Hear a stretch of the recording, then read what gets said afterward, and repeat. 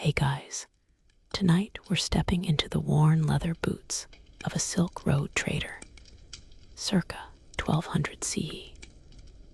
Picture this. You're waking up in a cramped caravanserai somewhere between Constantinople and Beijing. The air thick with the scent of camel dung, exotic spices, and the dreams of 1,000 merchants who have slept on these same rough blankets. Your back aches from sleeping on what feels like a pile of particularly vindictive rocks, and somewhere in the distance, a camel is making that god-awful noise that sounds like a dying bagpipe having an existential crisis. You probably won't survive this journey, statistically speaking. About 1 in 4 traders never made it back home. But hey, at least you'll have some interesting stories to tell the afterlife. So before you get comfortable, take a moment to like the video and subscribe, but only if you genuinely enjoy what I do here. And while you're at it, drop a comment letting me know where you're listening from and what time it is there. I love seeing how this community spans the globe, much like our ancient trade routes.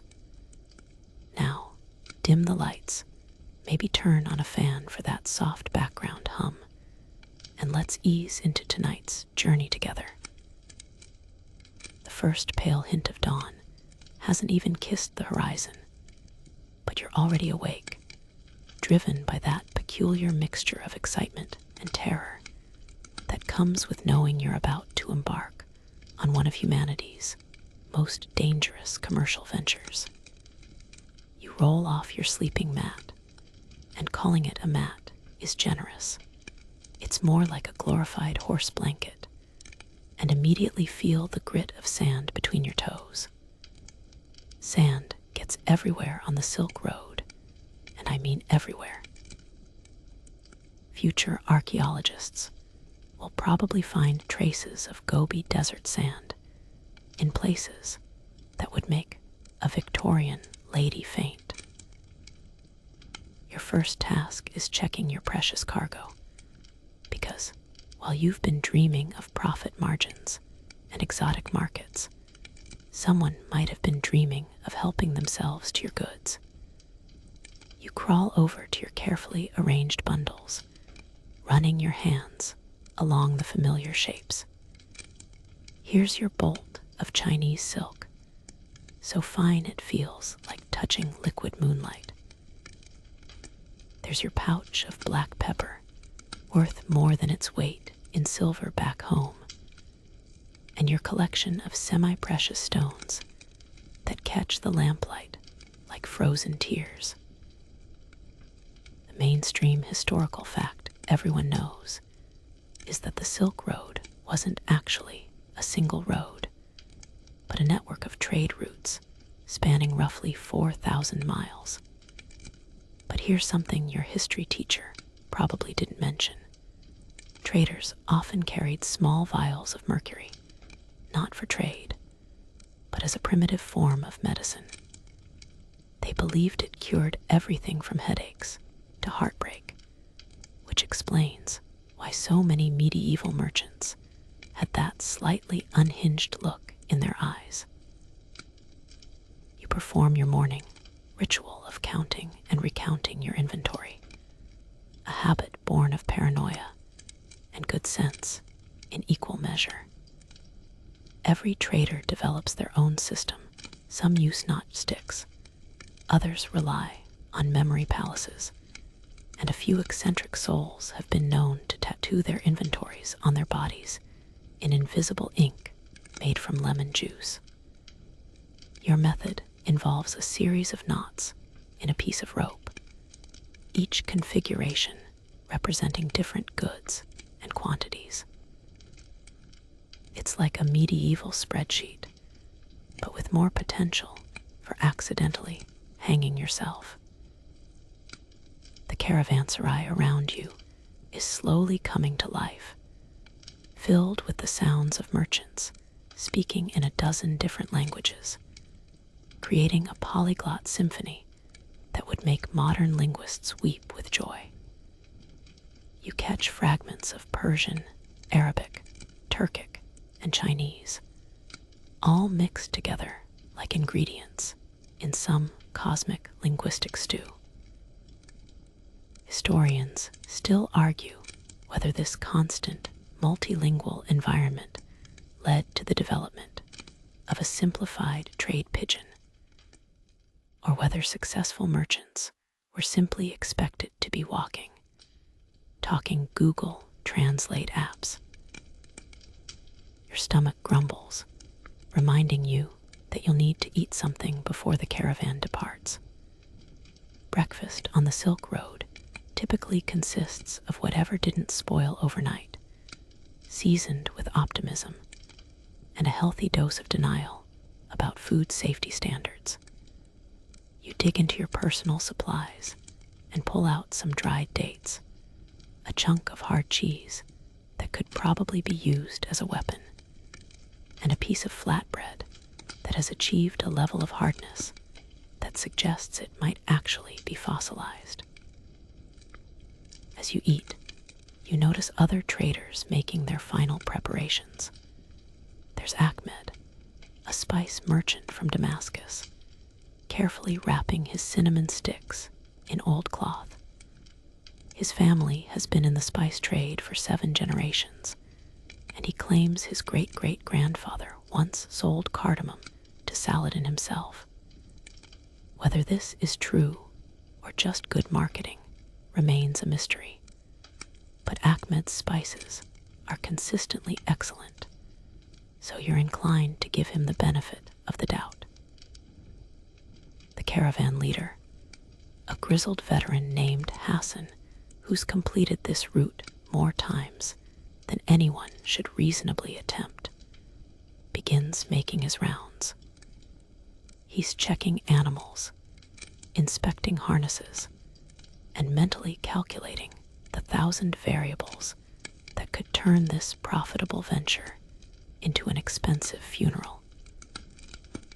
Hassan has the peculiar ability to assess a camel's mood just by looking at its ears, a skill that served him well in a profession where animal psychology can mean the difference between fortune and disaster.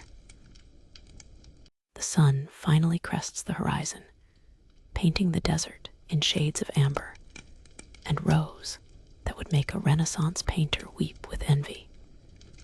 This is the moment you've been waiting for and dreading, the official start of another day's journey along the most famous trade route in history.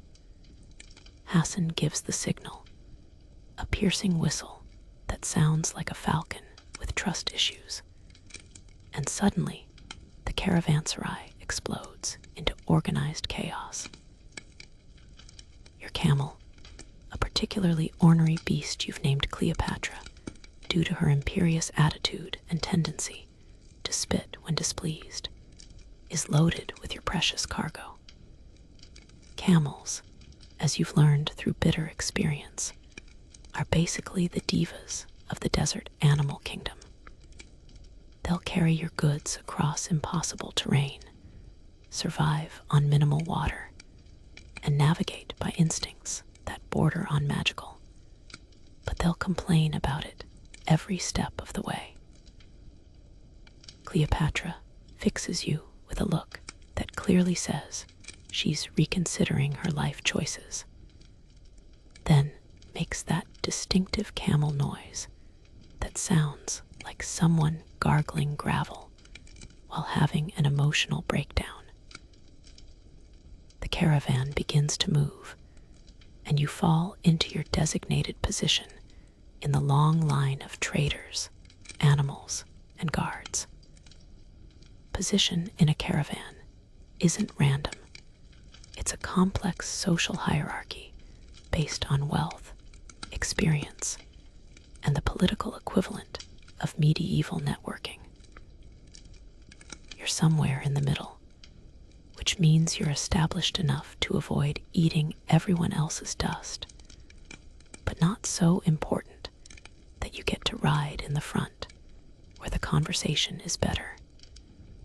And the view doesn't consist entirely of camel hindquarters. As the caravan snakes its way out of the caravanserai, you begin your daily negotiations with fellow traders. This is where the real business happens, not in the grand bazaars of Constantinople or Beijing, but in the mobile marketplace that forms whenever merchants travel together.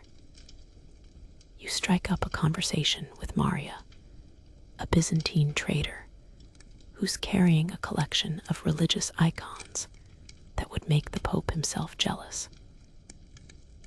She's one of the few women on this route, and she's had to develop a reputation for being tougher than leather and twice as smart as any man who tries to cheat her.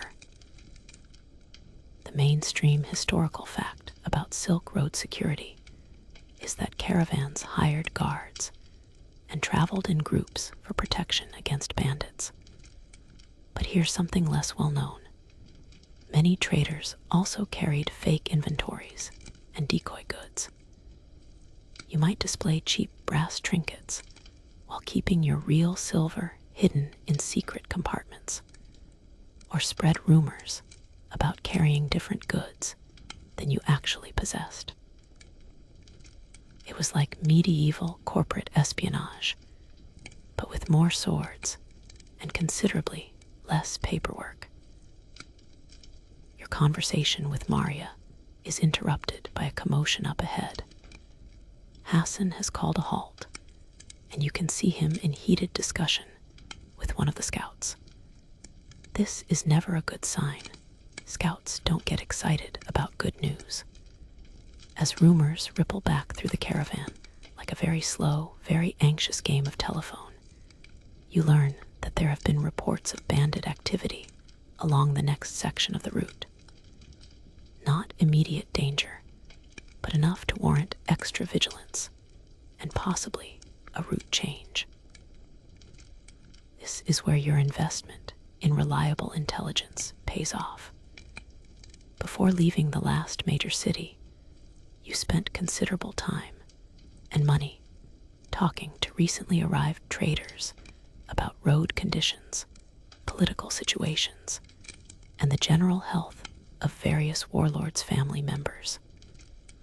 You learned that the local strongman, a gentleman with the charming nickname the Flayer, has been having cash flow problems and might be looking to supplement his income through creative taxation methods.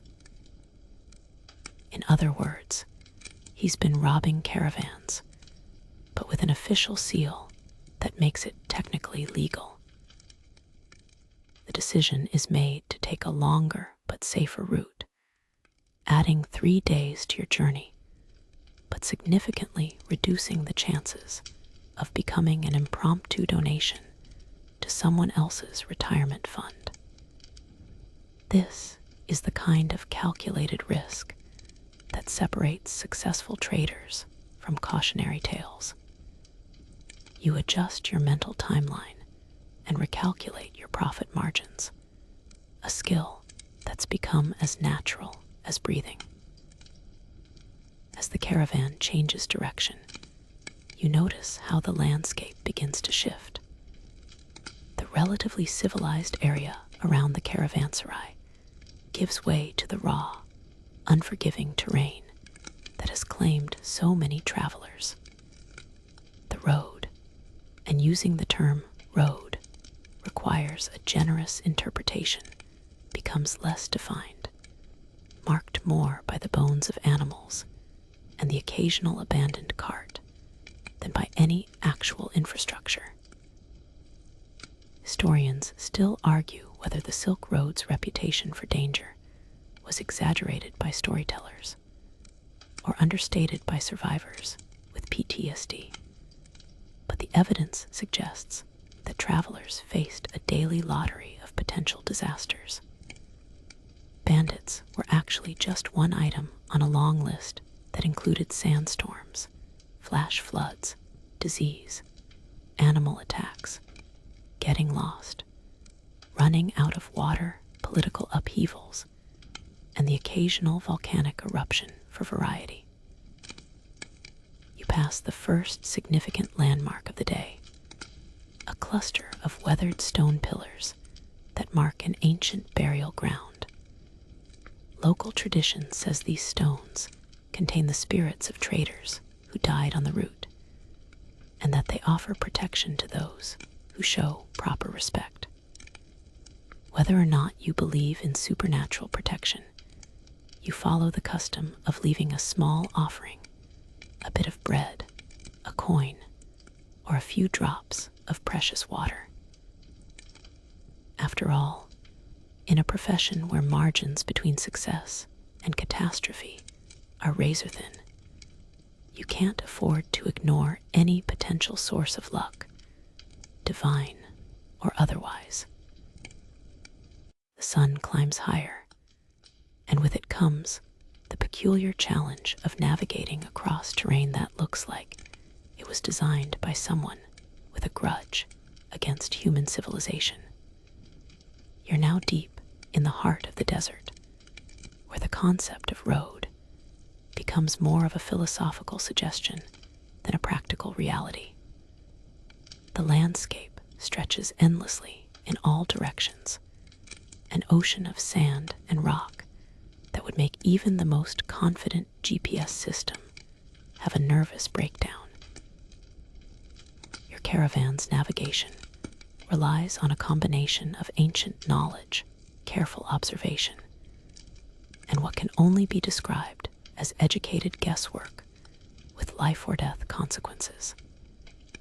Hassan, your caravan leader, navigates using a mental map passed down through generations of traders, supplemented by his ability to read the subtle signs that turn an apparently featureless desert into a readable book. He can tell direction by the way sand dunes are shaped, identify reliable water sources by the flight patterns of birds, and predict weather changes by the behavior of insects that most people don't even notice. The mainstream historical fact about Silk Road navigation is that traders used the stars, sun, and landmarks to find their way across vast distances. But here's something your geography teacher probably didn't mention. Successful navigation also depended on reading camel behavior. Camels have an uncanny ability to sense water from miles away, and experienced traders learned to interpret their animals' reactions as a form of biological compass. Your Cleopatra, despite her attitude problems, has twice saved caravans from wandering into waterless dead ends by refusing to continue in certain directions. You're riding alongside Ibn Battuta, not the famous explorer, but a trader who shares the name and apparently the wanderlust. He's been making this journey for 15 years and has developed what he calls desert sight, the ability to spot the subtle variations in terrain that mark the safe path. He points out features that are invisible to your untrained eye, the way certain rocks are arranged, the patterns of erosion that indicate seasonal water flow, and the locations of markers left by previous caravans. See that pile of stones? Ibn Battuta says, gesturing toward what looks like a random collection of rocks.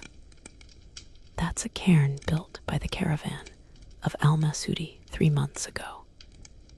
The way the stones are arranged tells us the next water source is 2 days ahead, and the political situation in the region ahead is stable.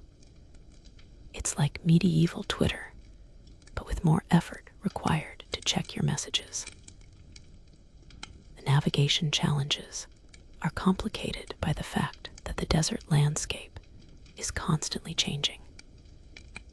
Sandstorms can erase landmarks overnight.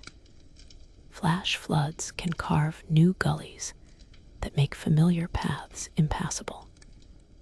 And the shifting political boundaries mean that routes that were safe last year might now lead straight into the territory of someone with strong opinions about foreign merchants and their profit margins. Your own contribution to the navigation effort involves keeping detailed notes about the journey, creating a written record that can be shared with future travelers. You sketch landmarks, record distances between water sources, and note the locations of good campsites. It's tedious work, but this information is valuable, sometimes more valuable than the goods you're carrying. A reliable route guide can be sold for enough money to finance an entire trading expedition. Historians still argue whether the Silk Road's reputation for getting travelers catastrophically lost was due to the inherent difficulty of desert navigation or the tendency of survivors to exaggerate their hardships for dramatic effect. The truth probably lies somewhere in between, but the archaeological evidence suggests that a significant number of caravans simply vanished without a trace, leaving behind only the occasional scattered remains to mark their passage.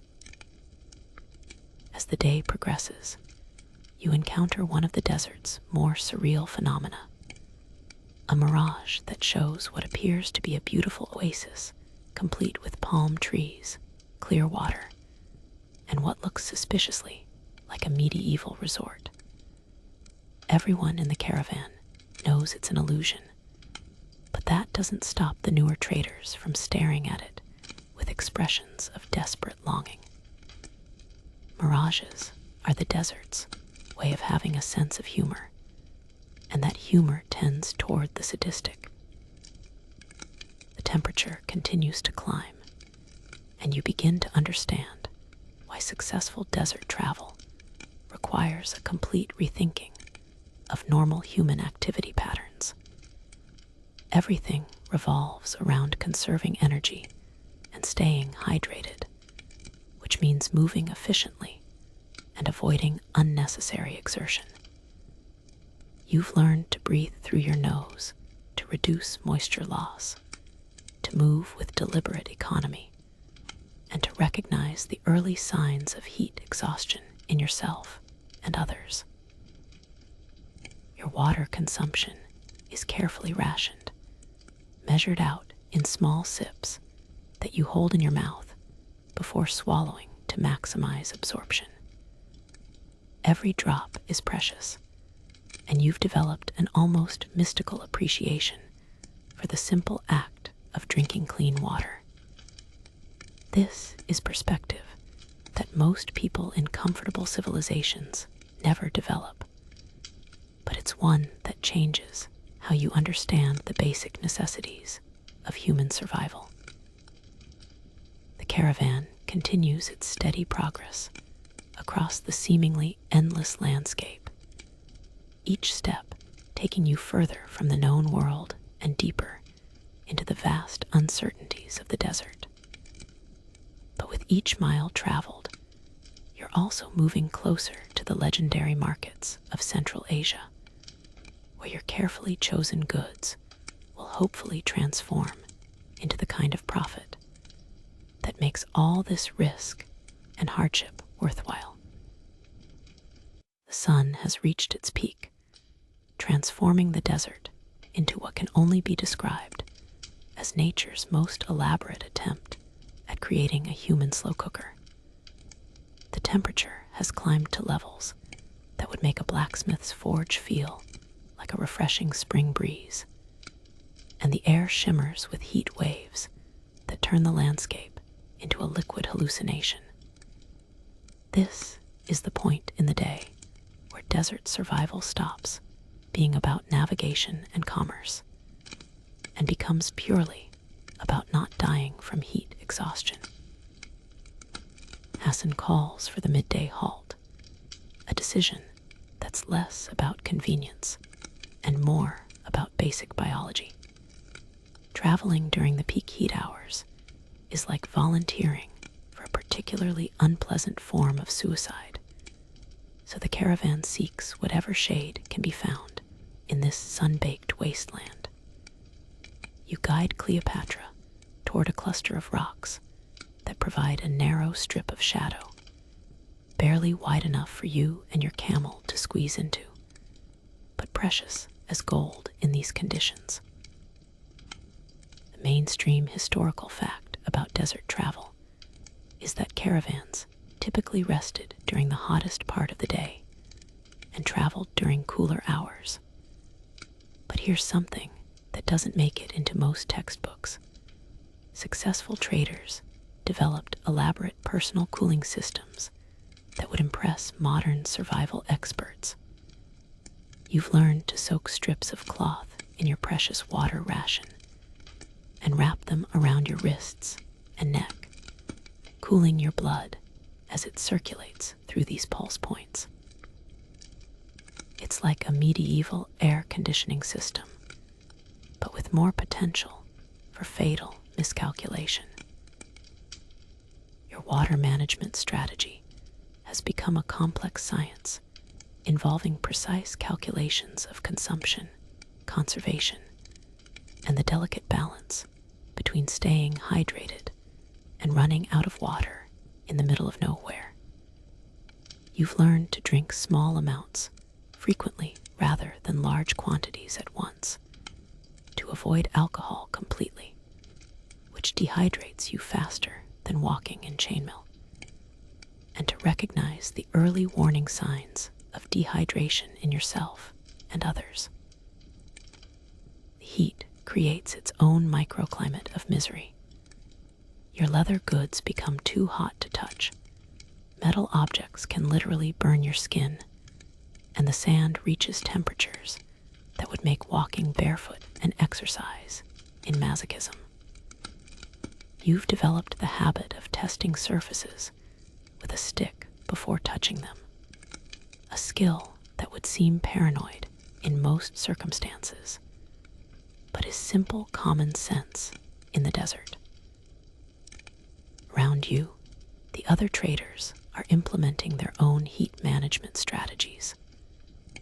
Maria has created an elaborate system of wet cloths and reflective surfaces that turns her small patch of shade into a relatively comfortable microenvironment. Ahmed has buried himself up to his neck in sand, claiming it's an ancient cooling technique passed down from his grandmother. Whether this is traditional wisdom or heat-induced madness remains unclear, but he seems comfortable, so you're inclined to reserve judgment. The animals are suffering too, but they're generally better equipped for these conditions than their human companions. Camels have evolved specifically for this environment, with their ability to tolerate extreme dehydration, regulate their body temperature, and store fat in their humps rather than distributing it throughout their bodies. Cleopatra, despite her constant complaining, is actually in her element here, though she still manages to look personally offended by the entire situation. This is when you truly appreciate the wisdom of your pre-journey preparations. The lightweight, loose-fitting clothing that seemed like overkill in the comfortable cities now reveals itself as life-saving technology. The wide-brimmed hat that made you look like a traveling mushroom now provides crucial protection from the sun's assault. The extra water containers that seemed like unnecessary weight now represent the difference between survival and becoming a cautionary tale for future travelers. Historians still argue whether the Silk Road's reputation for extreme weather was exaggerated by storytellers, or whether modern people have simply forgotten how brutal natural conditions can be without climate control. Archaeological evidence suggests that many caravans were forced to abandon valuable goods during extreme weather events, prioritizing survival over profit in the kind of calculations that would make modern business schools revise their curricula. The heat also affects your mental state in ways that are both subtle and profound. Decision-making becomes more difficult, patience wears thin, and the constant physical discomfort creates a background stress that affects every interaction. You've learned to recognize heat-induced irritability in yourself and others, and to make important decisions only during the cooler parts of the day when your brain is functioning at full capacity. As you wait for the temperature to drop enough to continue traveling, you take inventory of your physical and mental state. Your water supply is holding up, your goods are secure, and you're managing to maintain the careful balance between conservation and survival that defines successful desert travel. The harsh conditions are testing every aspect of your preparation and endurance, but so far, you're passing the test. As the sun begins its descent toward the horizon, painting the desert in shades that would make a sunset photographer weep with professional jealousy, Hassan signals that it's time to continue your journey. The temperature has dropped from surface of mercury to merely bread oven, which passes for comfortable in desert travel terms. Your destination for the day is a small oasis that serves as an unofficial trading post where local merchants gather to exchange goods with passing caravans. The oasis appears gradually, first as a shimmer of green against the endless brown, then as distinct palm trees that seem almost impossibly lush after hours of nothing but sand and rock. As you approach, you can see the telltale signs of human habitation: cooking fires, the geometric patterns of pitched tents, and the blessed sound of water moving over rocks. It's like stumbling into a medieval mall food court, but with more camels and considerably better views. Your first priority is securing water for yourself and Cleopatra, who has been giving you increasingly pointed looks about her hydration needs. The oasis operates on a complex system of water rights and usage fees that would make a modern lawyer's head spin with appreciation. You pay the local water keeper, a weathered man who claims to be the 7th generation of his family, to manage this particular water source, a small fee for the privilege of refilling your containers and letting your camel drink her fill. The mainstream historical fact about oasis trading is that these locations served as crucial meeting points where different trade routes intersected. But here's something that doesn't make it into most history books. Oases also functioned as medieval information exchanges, where traders shared intelligence about everything from road conditions to political developments to the personal habits of various rulers. You could learn that a particular mountain pass was blocked by snow, that a certain governor had developed expensive tastes, or that a rival merchant was planning to flood the market with cheaper versions of your goods. You set up your temporary display, laying out a selection of your merchandise on a colorful cloth that transforms your small patch of ground into a miniature marketplace. The key to oasis trading is showing enough goods to attract interest without revealing the full extent of your inventory. You display some of your silk, a few pieces of jewelry, and a sampling of spices, keeping your most valuable items carefully hidden until you can assess the local market conditions.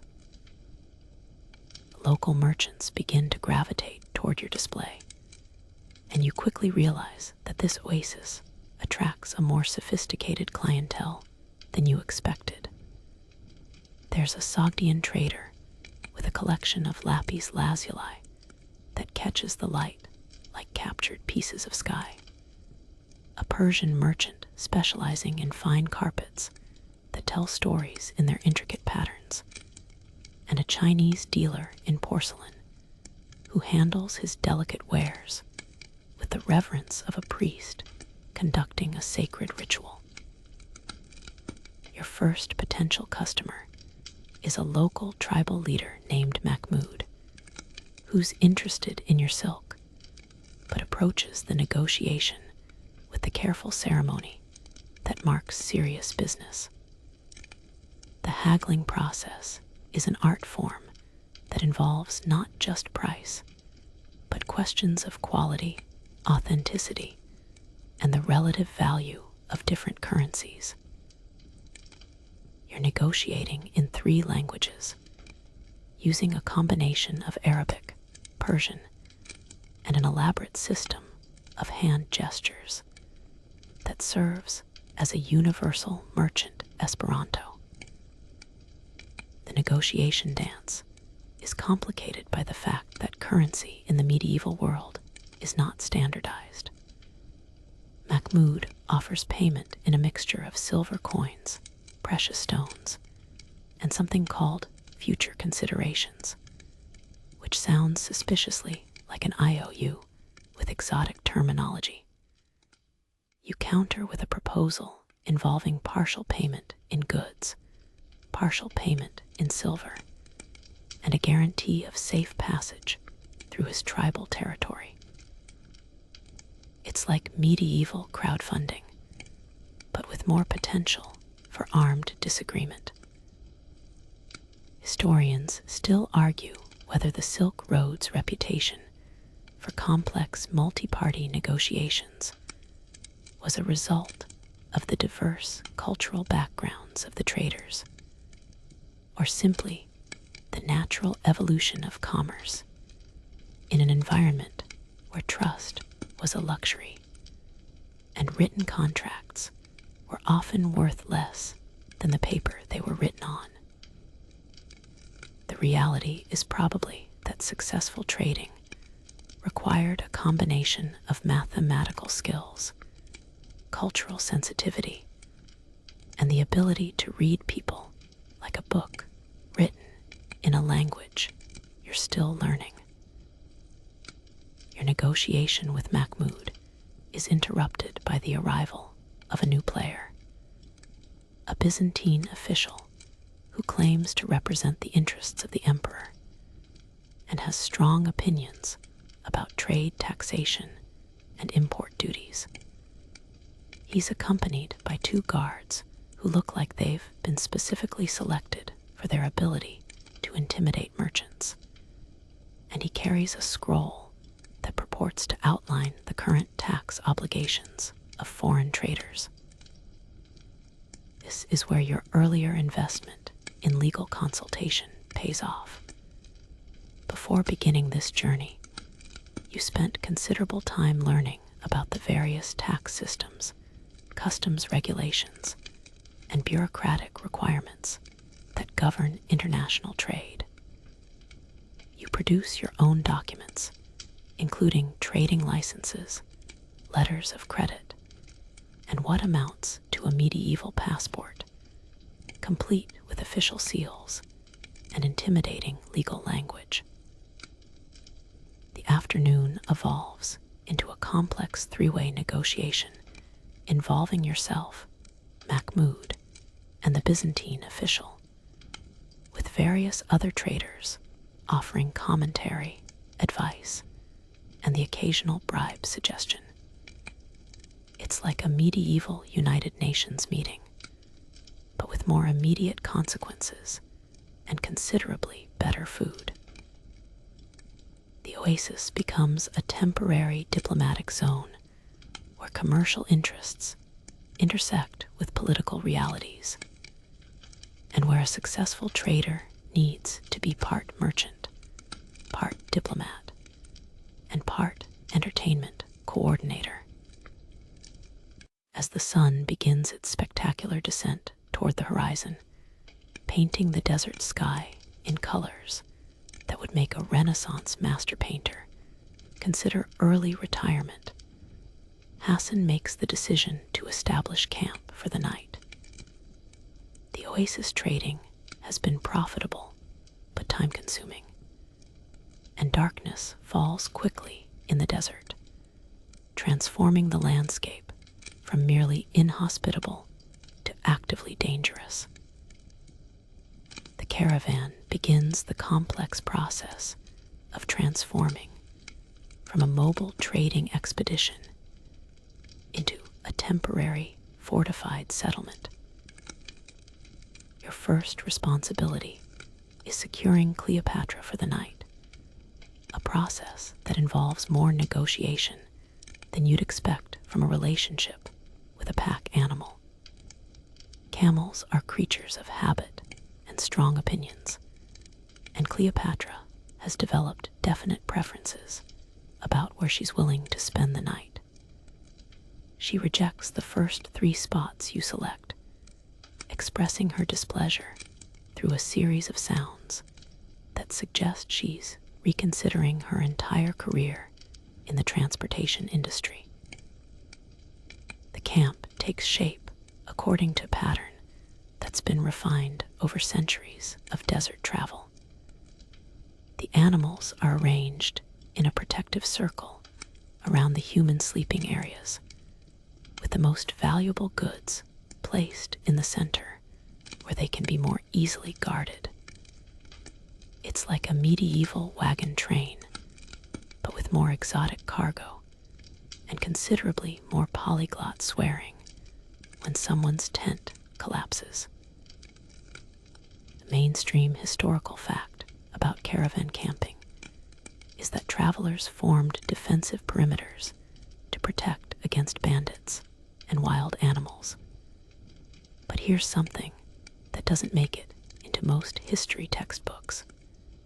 Camp organization was also driven by complex social hierarchies and trading relationships. Where you pitched your tent, how close you were to the water source, and your position relative to the cooking fires all communicated your status within the caravan's temporary society. You establish your sleeping area next to Maria and Ahmed, a position that reflects both friendship and mutual protection agreements. The 3 of you have formed an informal partnership that provides security through numbers and shared resources. Maria contributes her expertise in textiles and her terrifying reputation for negotiating skills. Ahmed provides access to his extensive network of spice trade contacts, and you bring your knowledge of gemstones and precious metals. The evening meal becomes a community event, with traders sharing food, stories, and information in a relaxed atmosphere that contrasts sharply with the constant vigilance required during travel. You contribute some of your dried fruits and nuts to the communal pot, which is transformed into a surprisingly palatable stew through the addition of Ahmed's spices and whatever local ingredients the oasis provided. As darkness falls, the camp's security arrangements become more elaborate. Guards are posted at strategic locations. Watchfires are lit to deter both human and animal predators, and the camels are arranged to provide early warning of any disturbances. The desert at night is full of sounds that range from merely unsettling to genuinely terrifying, and experienced travelers learn to distinguish between the calls of harmless scavengers and the approach of something that might consider a caravan an attractive dining opportunity.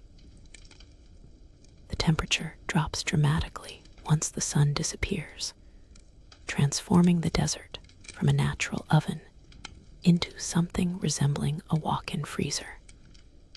You wrap yourself in the heavy cloak that seemed like unnecessary weight during the day, but now reveals itself as essential survival equipment.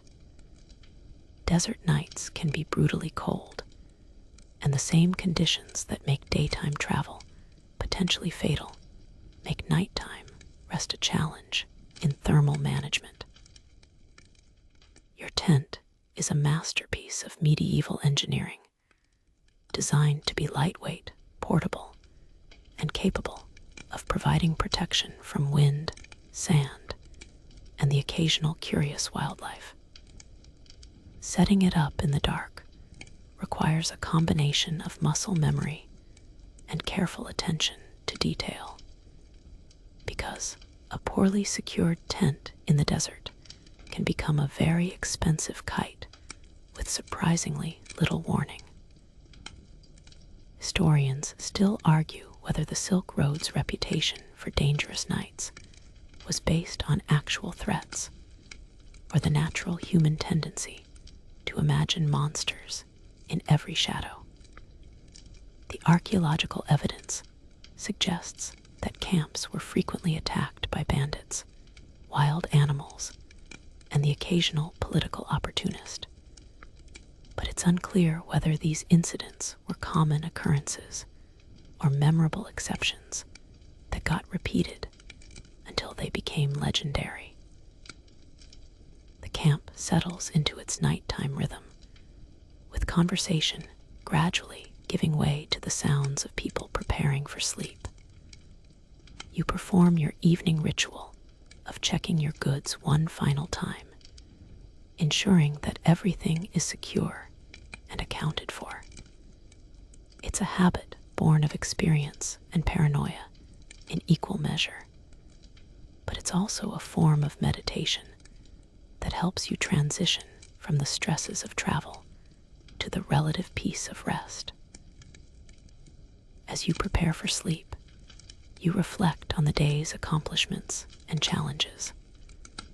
The trading at the oasis was successful, your goods are secure, and you've managed to maintain the delicate balance between profit and survival that defines successful desert commerce. Tomorrow will bring new challenges, new opportunities, and new tests of your skills as a trader and traveler. Sleep comes fitfully in the desert, interrupted by sounds that range from the merely mysterious to the genuinely concerning. Around midnight, Hassan shakes you awake for your turn at guard duty, a responsibility that rotates through the caravan according to a schedule that balances experience, reliability, and the simple need to ensure that everyone shares the burden of keeping watch. You emerge from your tent into a world transformed by darkness, where familiar shapes become menacing shadows, and every sound carries the potential for danger. The night sky above the desert is a revelation that would make modern city dwellers weep for what they've lost to light pollution.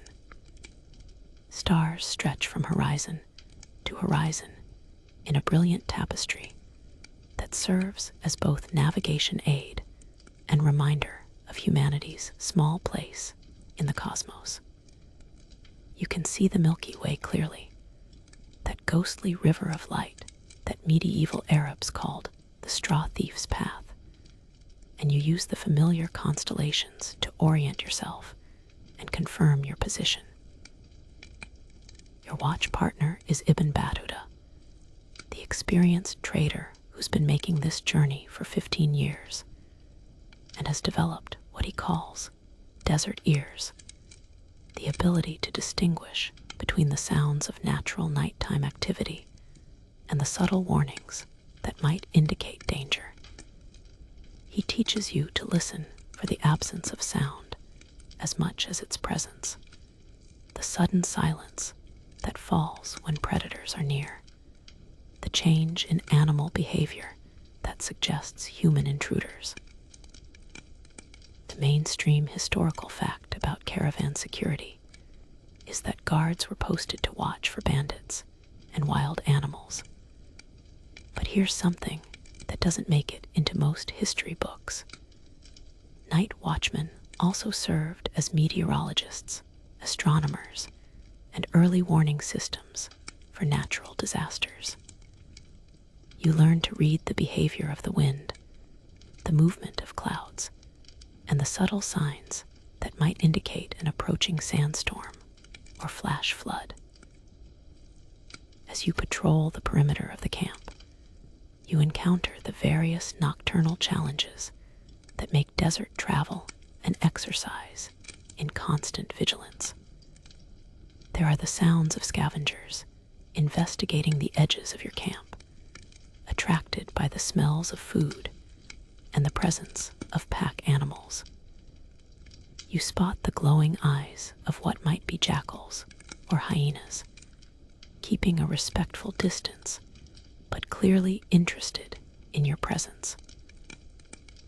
The cold is becoming increasingly bitter, and you understand why successful desert travelers develop an almost obsessive attention to layering and thermal management.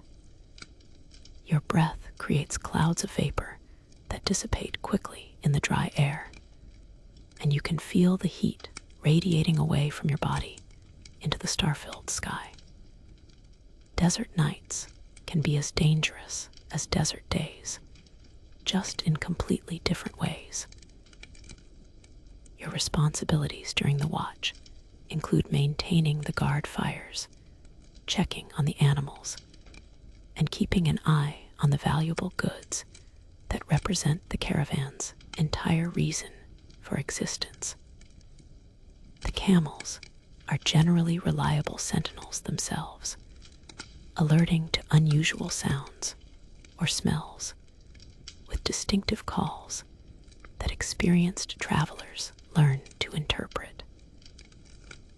Cleopatra, despite her attitude problems, has excellent night vision and hearing, and she saved more than one caravan by detecting approaching threats before the human guards noticed anything unusual. The watch also provides time for reflection and planning, a rare opportunity for quiet thought in the busy schedule of desert travel. You review the day's trading results, plan your strategy for the next major market, and consider the various routes and options available for the remainder of your journey. It's during these quiet hours that important decisions are made and long-term strategies are developed. Ibn Battuta shares stories of previous watches, tales of nights when the vigilance of guards prevented disasters, or when the failure of security led to catastrophic losses. He tells you about the night when a rival caravan attempted to steal their water, the time when a sandstorm struck without warning, and the memorable evening when a group of bandits made the mistake of trying to rob a caravan that included several retired soldiers among its merchants. Historians still argue whether the Silk Road's reputation for dangerous nights was based on actual statistical probability or the natural human tendency to remember dramatic events more vividly than routine ones. The evidence suggests that while attacks were not daily occurrences, they were frequent enough to justify the elaborate security precautions that all successful caravans employed. As your watch period continues, you develop a deeper appreciation for the skills and knowledge that successful desert travel requires. Navigation, trading, animal handling, weather prediction, security, and diplomacy all become part of the complex skill set that separates profitable merchants from expensive cautionary tales. The desert tests every aspect of your preparation and ability, and the night watch provides a concentrated lesson in vigilance and responsibility. The stars begin to shift in their eternal dance across the sky, marking the passage of time and the approach of dawn.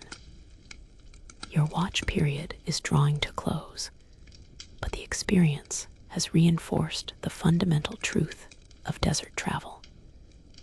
Success depends not just on courage and ambition, but on attention to detail, respect for the environment, and the wisdom to take nothing for granted in a landscape that tolerates no mistakes. As your watch duty ends and the next shift takes over, you find yourself reluctant to return immediately to sleep. The campfire still glows warmly in the center of the encampment, surrounded by a small circle of traders who aren't quite ready to surrender the day to rest.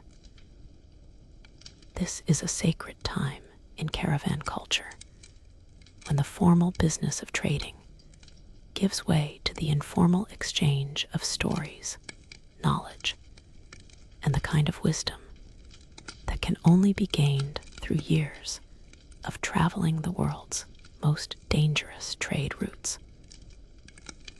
You settle onto a carpet beside the fire, joining Ahmed, Maria, and several other traders in the ancient ritual of late-night storytelling. The flames cast dancing shadows on weathered faces, and the combination of exhaustion, relief at surviving another day, and the strange intimacy of shared danger creates an atmosphere where normally guarded merchants become philosophers, historians, and poets. Ahmed begins with a tale he claims was told to him by his grandfather about a caravan that discovered a hidden city in the mountains between Samarkand and Kashgar. According to the story, this city was populated entirely by merchants who had become so wealthy that they no longer needed to travel, instead creating a permanent marketplace where goods from across the known world were available year-round. It's the kind of tale that might be true, might be metaphorical, or might simply be the product of too many nights spent staring at stars and wondering what lies beyond the horizon. The mainstream historical fact about Silk Road storytelling is that oral traditions helped preserve knowledge about routes, dangers, and trading opportunities. But here's something that doesn't make it into most academic texts. These stories also served as a form of psychological therapy, helping traders process the constant stress of dangerous travel by transforming their experiences into narratives with meaning and structure. Maria contributes a story from her homeland about a Byzantine princess who disguised herself as a male trader and spent 3 years traveling the Silk Road before revealing her identity and using the knowledge she gained to revolutionize her father's trade policies. Whether this story has any basis in historical fact is irrelevant. It serves as both entertainment and inspiration, suggesting that courage and intelligence can overcome the limitations that society might try to impose. stories range from the practical to the fantastic, with experienced traders sharing hard-won wisdom disguised as entertaining tales. You hear about the merchant who discovered that certain gemstones could be used to detect poison in food and drink, the caravan that survived a massive sandstorm by following the behavior of their camels, and the trader who became wealthy by specializing in goods that were considered unlucky in one region but brought good fortune in another. Ibn Battuta, despite sharing a name with the famous explorer, has his own collection of remarkable stories gathered during his 15 years on the routes. He tells of markets where goods are traded by weight in gold, of rulers who collect taxes in exotic animals, and of mountain passes where the air is so thin that travelers must rest every few steps to avoid losing consciousness. His stories are peppered with practical advice, delivered so naturally that you almost don't notice you're receiving a master class in advanced trading techniques. The conversation gradually turns to the philosophical questions that seem to arise naturally when people spend enough time contemplating the vastness of the desert and the precarious nature of human ambition. What drives someone to risk everything for the chance of profit? How do you maintain hope when facing seemingly impossible challenges? What's the proper balance between caution and courage when every decision might be your last? These questions don't have easy answers, but the discussion reveals the complexity of motivations that drive people to choose such a difficult and dangerous profession. Some traders are driven by pure economic necessity, others by a sense of adventure that can't be satisfied by safer occupations, and still others by a deep curiosity about the world beyond their birthplace that overcomes all rational considerations of safety and comfort. Historians still argue whether the Silk Road's reputation for producing colorful storytellers was a result of the unusual experiences that traders encountered, or simply the natural human need to make sense of extraordinary circumstances through narrative. The evidence suggests that successful traders were often gifted storytellers because the ability to communicate effectively was essential for negotiating, gathering information, and building the relationships that made long-distance commerce possible. As the night deepens, the stories become more personal and reflective. Traders share memories of family members left behind, dreams of returning home with enough wealth to secure their futures, and the bittersweet recognition that the life they've chosen requires sacrificing many of the comforts and relationships that most people take for granted. The fire gradually burns lower, and the circle of storytellers begins to thin as exhaustion finally overcomes the desire for companionship. But the stories continue to echo in your mind as you finally return to your tent, carrying with you not just entertainment, but wisdom, inspiration, and a deeper understanding of the human spirit that drives people to attempt seemingly impossible journeys in pursuit of dreams that might or might not prove worth the cost. The first pale hints of dawn creep across the desert horizon, like a cautious scout checking if it's safe to advance. And with them comes the familiar ritual of breaking camp and preparing for for another day's journey. You emerge from your tent into the crisp morning air, grateful for the few hours of rest, but already focused on the complex logistics of transforming your temporary settlement back into a mobile trading expedition. The temperature at dawn hovers at that magical point where the desert is almost comfortable. Neither the brutal furnace of midday nor the bone-chilling cold of deep night. This narrow window of pleasant weather is precious, and experienced traders have learned to accomplish as much as possible during these brief periods when the environment isn't actively trying to kill them. Your first task is checking on Cleopatra, who greets the morning with her usual expression of dignified resignation, mixed with mild contempt for the entire concept of early rising.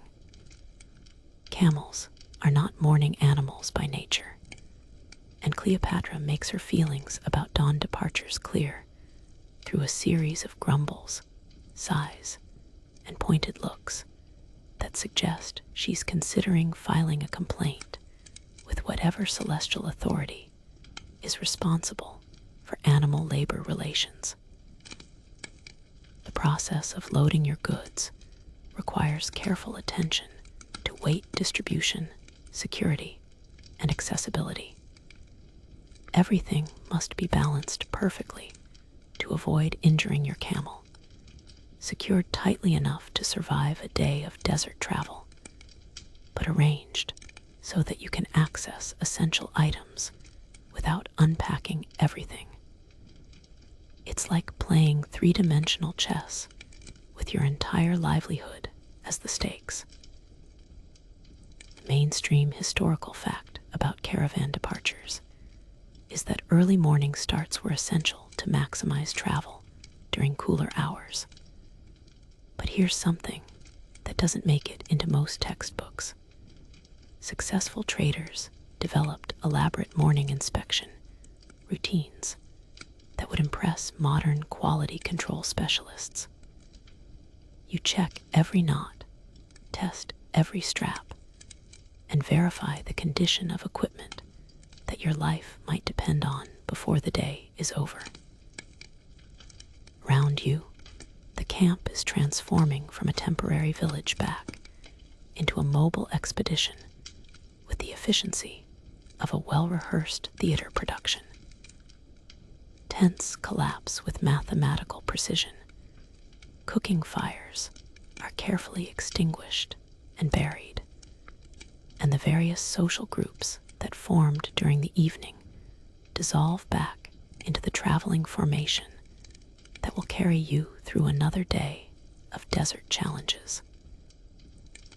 Hassan conducts his morning briefing, sharing intelligence about the day's route, weather conditions, and any potential hazards that might lie ahead. Today's journey will take you through a section of terrain that's been subject to recent political changes, meaning that yesterday's safe passage might now require different documentation, additional bribes, or completely alternative routes. Your morning meal consists of the usual combination of dried fruits, nuts, and flat bread, supplemented by small amounts of water that must last until the next reliable source. You've learned to eat efficiently in the morning, consuming enough calories to sustain a day of travel without weighing yourself down or using excessive water for digestion. It's a form of nutritional mathematics that would challenge modern dietitians. The animals require their own morning preparations, and you spend considerable time checking Cleopatra's feet, examining her harness for signs of wear, and ensuring that she's properly hydrated for the day ahead.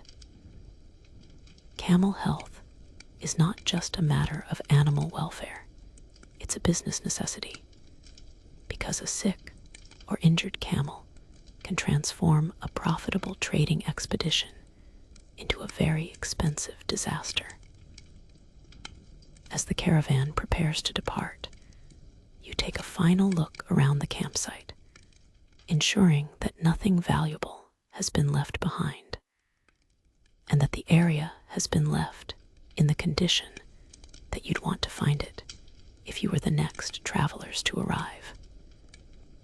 Desert hospitality operates on the principle of enlightened self-interest. You maintain campsites well because you might need to use them again yourself. The morning also provides an opportunity to review your route planning and make any necessary adjustments based on new information gathered during the evening's conversations.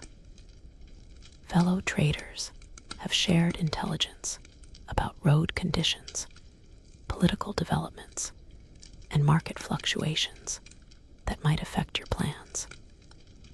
And successful merchants learn to adapt their strategies based on the constantly changing conditions of long-distance trade. Historians still argue whether the Silk Road's reputation for requiring obsessive attention to detail was exaggerated by overly cautious traders, or whether the margin for error was genuinely as narrow as the historical accounts suggest. The archaeological evidence of abandoned caravans and scattered goods suggests that the difference between success and disaster often came down to seemingly minor decisions about preparation, timing, and route selection.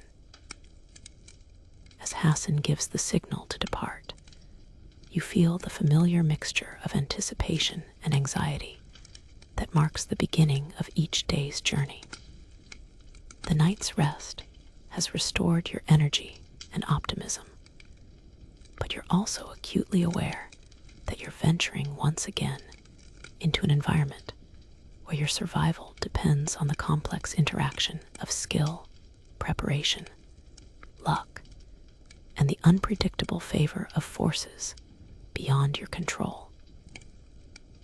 The morning sun climbs higher as your caravan approaches one of the most dreaded aspects of Silk Road trading, a territorial border crossing. In the distance, you can see the telltale signs of a customs station, a collection of permanent buildings, armed guards, and the kind of bureaucratic infrastructure that turns simple geography into complex diplomatic challenges. This particular border marks the transition between the domains of two rulers who have recently renegotiated their territorial agreements, which means that yesterday's documentation might be worthless today. Hassan calls a halt while still well outside the range of the border guard's authority, gathering the senior traders for a strategy session that would make modern corporate lawyers weep with professional envy. The challenge isn't just paying the required fees and taxes. It's navigating the complex web of regulations, customs, cultural expectations, and personal relationships that determine whether your caravan will be waved through with minimal delay or subjected to the kind of thorough inspection that can take days and cost a fortune. Your first step is organizing your documentation, a collection of papers, seals, and letters of introduction that represents months of preparation and considerable expense. You have official trading licenses from your home city, letters of credit from banking houses, recommendations from previous customers, and what amounts to a medieval passport, complete with physical descriptions and official stamps. The quality of your paperwork often matters more than the quality of your goods when it comes to crossing borders. The mainstream historical fact about Silk Road border crossings is that traders paid customs duties and taxes to local authorities. But here's something that doesn't make it into most textbooks. Successful border navigation often depended more on personal relationships and cultural knowledge than on official regulations. You've invested considerable time and money in learning the proper forms of address, appropriate gift-giving protocols, and the personal interests of key officials at major crossing points. The caravan approaches the customs station with the careful ceremony that marks serious diplomatic negotiations.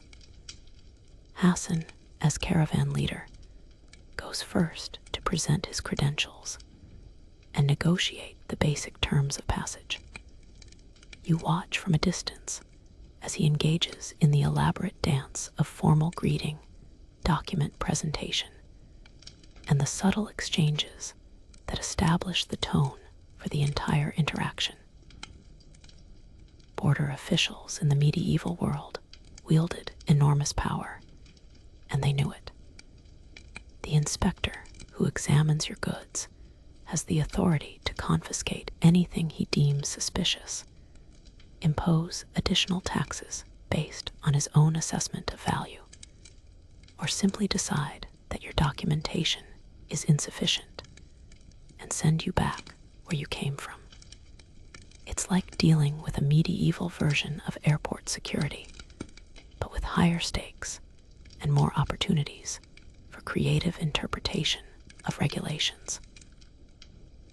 Your turn comes to present your goods for inspection, and you arrange your display with the careful attention to psychology that successful trading requires.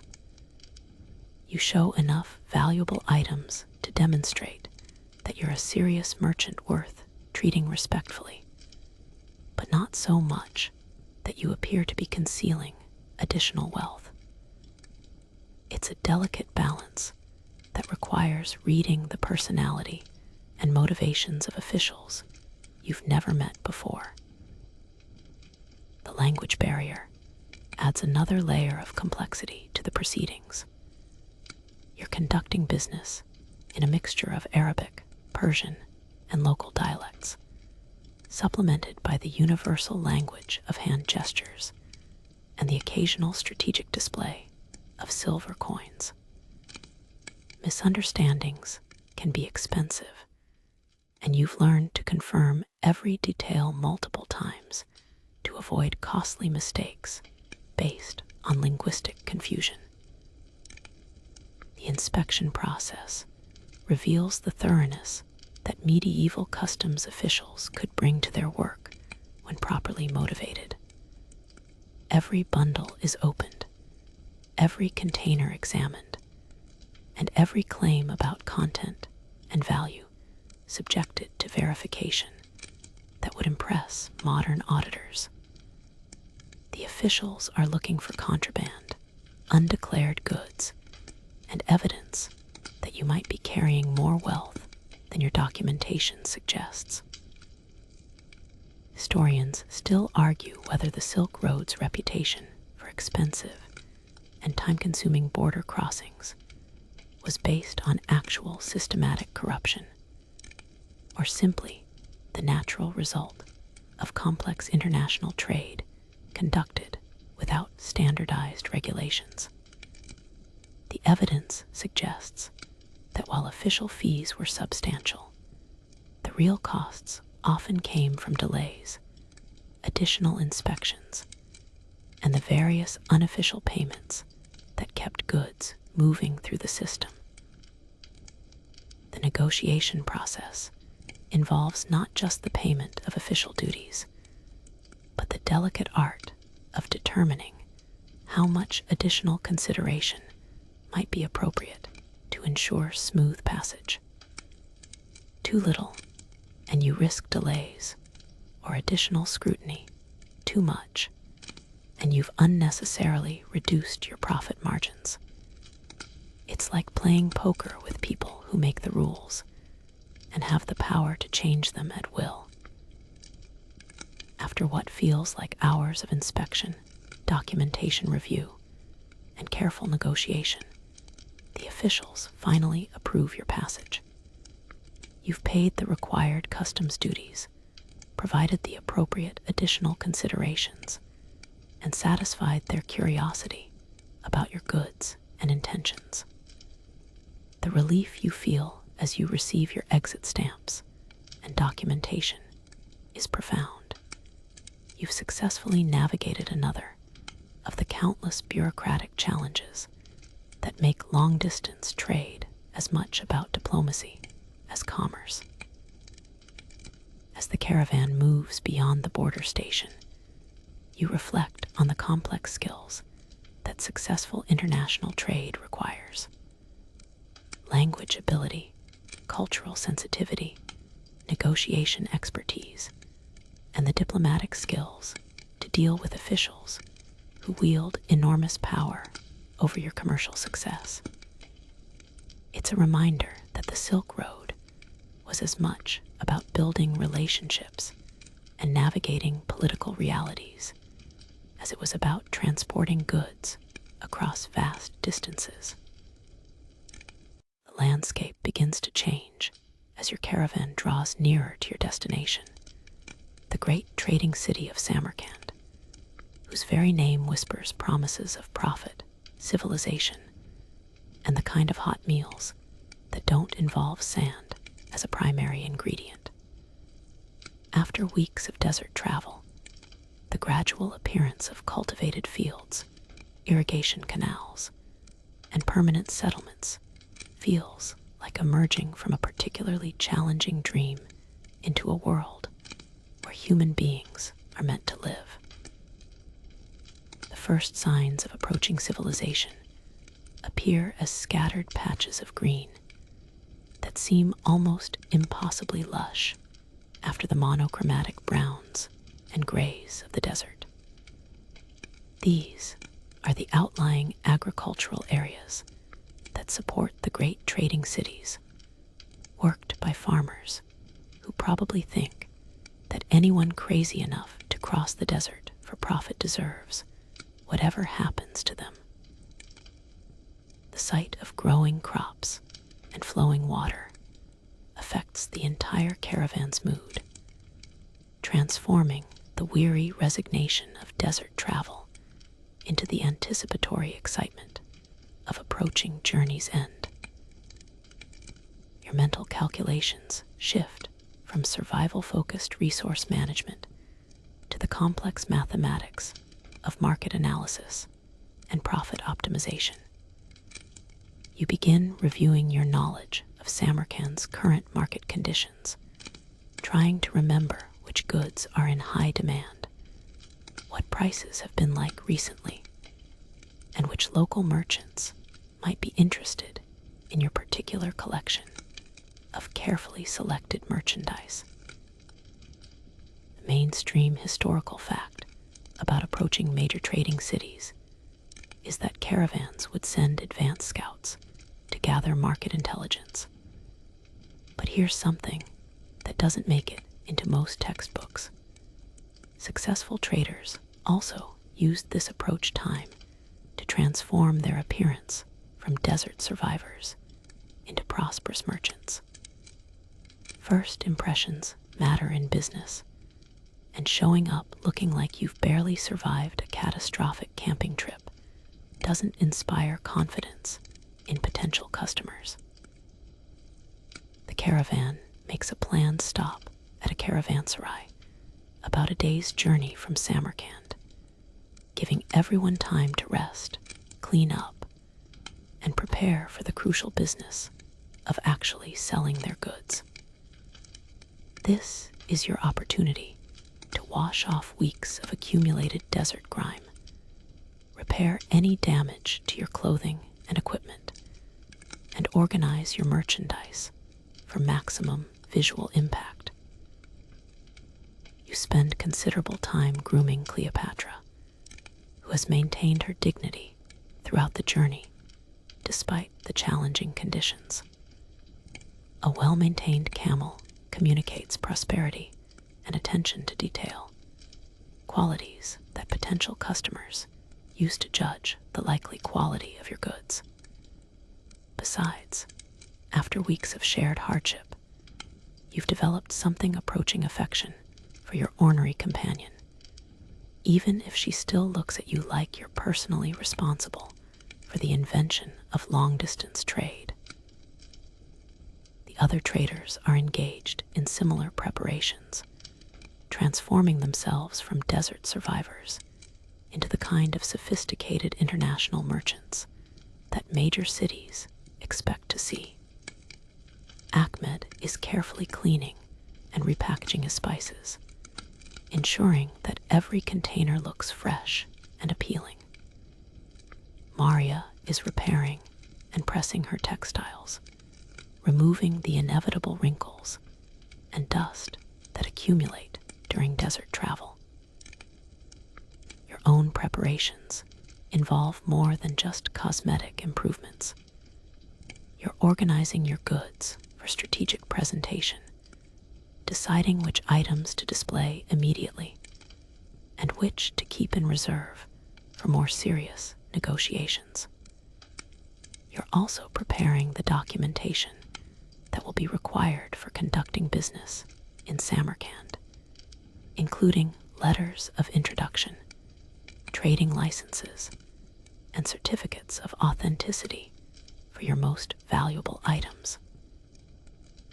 The evening at the caravanserai becomes an impromptu planning session, with traders sharing intelligence about Samarkand's current political situation, economic conditions, and the personal preferences of major merchants and officials. You learn that the governor has recently developed an interest in Chinese porcelain, that there's been increased demand for certain types of jewelry, and that the local silk merchants are experiencing supply shortages that might work to your advantage. Historians still argue whether the Silk Road's reputation for requiring extensive market preparation was based on actual competitive necessity, or simply the natural anxiety that traders felt when approaching the culmination of months of investment and risk. The evidence suggests that successful merchants spent as much time preparing for selling their goods as they did acquiring and transporting them. Sleep comes fitfully, filled with dreams of successful negotiations and fears of market collapses. Tomorrow will determine whether months of planning, weeks of dangerous travel, and a substantial investment of capital will result in the kind of profit that makes all the risk worthwhile. You've done everything possible to prepare for success, but the medieval marketplace is influenced by countless variables beyond any individual trader's control. As dawn approaches, you feel the familiar mixture of excitement and anxiety that marks the approaching end of a long journey. In a few hours, you'll enter one of the world's great trading cities, where your carefully selected goods will either find eager customers willing to pay premium prices, or join the countless other merchants competing for the attention of buyers who have seen everything the known world has to offer. The gates of Samarkand rise before you like a medieval fever dream made manifest in stone and ambition, their massive archways decorated with geometric patterns that seem to shift and dance in the morning light.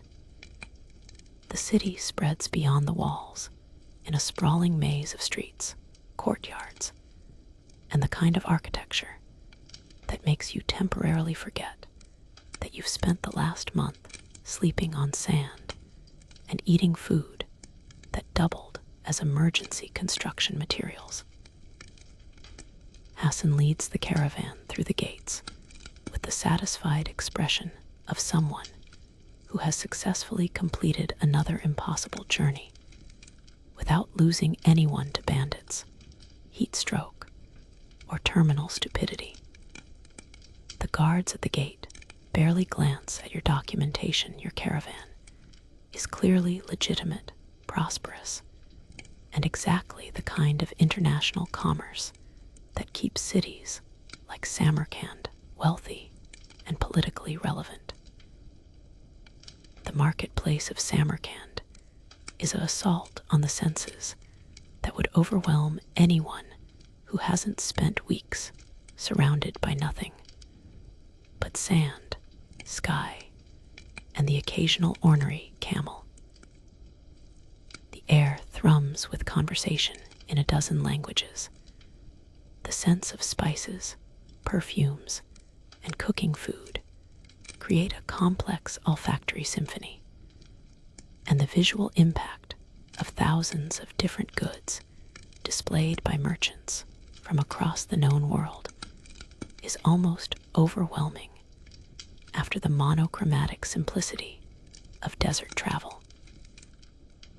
You secure a prime location for your temporary shop, paying the market fees that grant you the right to display your goods in one of the covered areas where serious trading takes place. The mainstream historical fact about Silk Road markets is that they were cosmopolitan centers where goods from different continents changed hands. But here's something that doesn't make it into most textbooks. Successful market presence required as much theatrical skill as commercial knowledge, because attracting customers meant creating an atmosphere of prosperity, authenticity, and exotic appeal. Your display transforms a simple market stall into a window into distant worlds, with your silk catching the light like captured sunbeams, your jewelry arranged to suggest both opulence and accessibility, and your spices presented in containers that hint at the exotic locations where they originated. Every element is calculated to appeal to different types of customers and create the impression that your goods represent exceptional value and rare quality. The first serious customer of the day is a local nobleman who's clearly knowledgeable about textiles and has the kind of budget that makes negotiations genuinely exciting. He examines your silk with the expertise of someone who understands quality, testing the weave, checking the dye consistency, and asking detailed questions about the origin and processing methods. This is the kind of customer that makes months of risk and hardship worthwhile. Your negotiation skills, refined through weeks of practice with fellow traders and tested at border crossings and oasis markets, now face their ultimate challenge. You're conducting business in Persian while thinking in your native language, calculating prices in multiple currencies, and trying to assess the customer's maximum budget without appearing either desperate or arrogant. It's like playing chess while riding a camel during an earthquake, but with money. The sale concludes successfully, with prices that exceed your most optimistic projections. Your customer is satisfied with the quality and authenticity of your goods. You've achieved the kind of profit margin that justifies the risks of long-distance trade, and you've established a relationship that might prove valuable for future business. Success in medieval commerce is as much about building networks as moving merchandise. The day continues with a series of smaller transactions that gradually reduce your inventory while increasing your wealth. Ahmed sells his spices to a local merchant who specializes in luxury foods for wealthy households. Maria finds eager customers for her textiles among the city's prosperous middle class. The oasis trading, the border negotiations, and all the small challenges of desert travel have prepared you for this moment of commercial triumph. Historians still argue whether the Silk Road's reputation for generating enormous profits was based on actual economic reality or the natural tendency of successful merchants to exaggerate their achievements.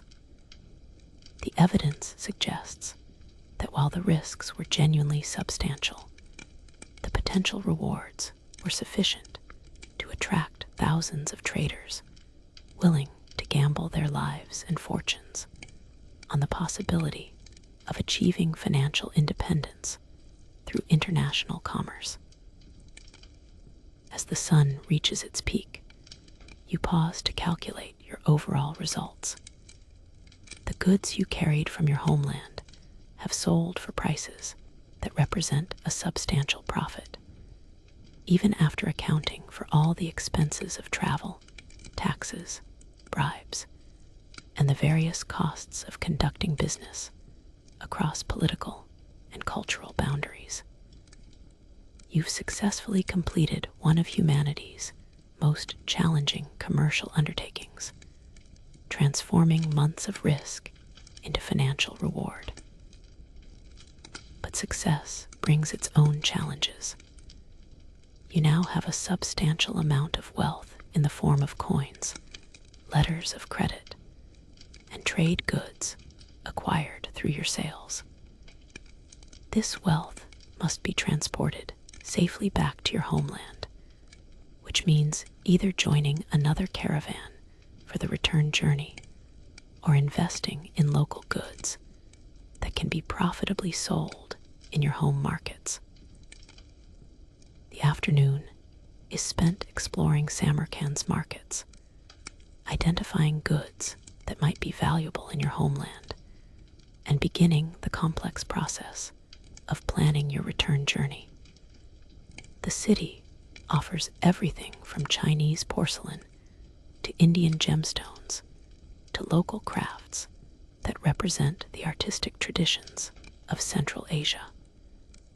Your role has shifted from seller to buyer, requiring a different set of skills and market knowledge. As evening approaches and the marketplace begins to wind down, you join your fellow traders for a celebration that feels well-deserved after weeks of uncertainty and challenge. The success of your venture validates all the planning, risk-taking, and endurance that brought you to this moment.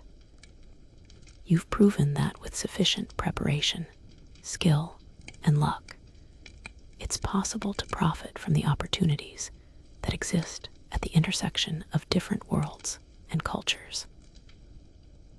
The return journey will bring its own challenges, but for now, you allow yourself to savor the satisfaction of achievement. You came to Samarkand as a hopeful trader carrying goods and dreams. You're leaving as a successful merchant with proof that the legendary profits of Silk Road trading are not just stories told around campfires, but real possibilities for those willing to risk everything on the chance of extraordinary reward. The bustling sounds of the marketplace gradually fade as evening settles over Samarkand like a gentle blanket woven from satisfaction and accomplishment.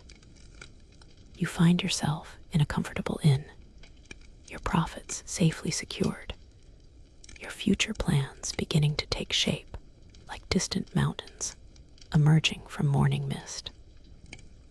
The hard edges of commercial urgency soften into the peaceful contemplation that comes after a goal long sought has finally been achieved. Your thoughts drift back over the journey that brought you here, the pre-dawn preparations in distant caravanserais, the endless days of desert travel, the negotiations that tested every skill you possessed. Each challenge that seemed overwhelming at the time now feels like a necessary step in a larger story, a tale of human determination meeting the vast indifference of desert and distance. Cleopatra rests in the inn's courtyard, finally free from the burden of your goods, but somehow managing to look nostalgic for the complaints she used to make about carrying them. Even ornery camels, it seems, can develop sentimental attachments to shared adventures. Tomorrow, you'll begin planning the return journey, but tonight belongs to rest and reflection. The other traders from your caravan are scattered throughout the city, each following their own paths toward profit and preparation for whatever comes next. The temporary community that formed during weeks of shared danger is dissolving back into individual stories, but the bonds forged during desert nights and border crossings will endure, woven into the larger tapestry of relationships that makes the Silk Road possible. Outside your window, the ancient city settles into its nightly rhythm, preparing for dreams filled with the whispered promises of tomorrow's opportunities. The stars that guided your caravan across impossible distances now shine down on your success, silent witnesses to another small triumph in humanity's endless quest to bridge the gaps between distant worlds. Sleep comes easily now, carrying you gently toward tomorrow's possibilities, wrapped in the deep satisfaction of a journey completed and dreams transformed into golden reality.